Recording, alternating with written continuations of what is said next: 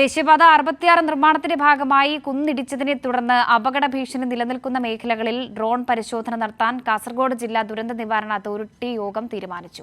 വീരമലക്കുന്ന്, മട്ടലായിക്കുന്ന്, ബേവിഞ്ച എന്നിവിടങ്ങളിലാണ് പരിശോധന നടത്തുക. അതേസമയം ജില്ലയിലെ 3ാം റീച്ചിൽ ഉൾപ്പെട്ട നീലേശ്വരം, കാലിക്കടവ് വരെയുള്ള പ്രദേശങ്ങളിലെ ദേശീയപാത സുരക്ഷാ റിപ്പോർട്ട് മേഘ കൺസ്ട്രക്ഷൻ കമ്പനി ഇതുവരെ കളക്ടർക്ക് സമർപ്പിച്ചിട്ടില്ല.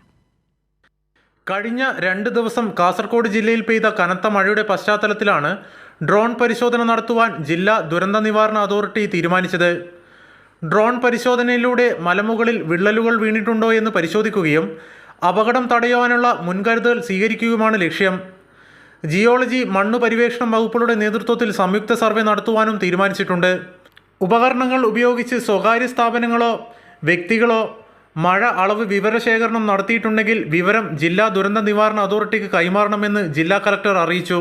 ജില്ലയിലുണ്ടായ മഴക്കെടുതികളും ദേശീയപാതയിലുണ്ടായ മണ്ണിടിച്ചിലിനെക്കുറിച്ച് വിലയിരുത്തുവാനും മന്ത്രി AK ശശീന്ദ്രന്റെ നേതൃത്വത്തിൽ കഴിഞ്ഞ ദിവസം കാസർഗോഡ് കളക്ടറേറ്റിൽ അവലോകന യോഗം ചേർന്നിരുന്നു.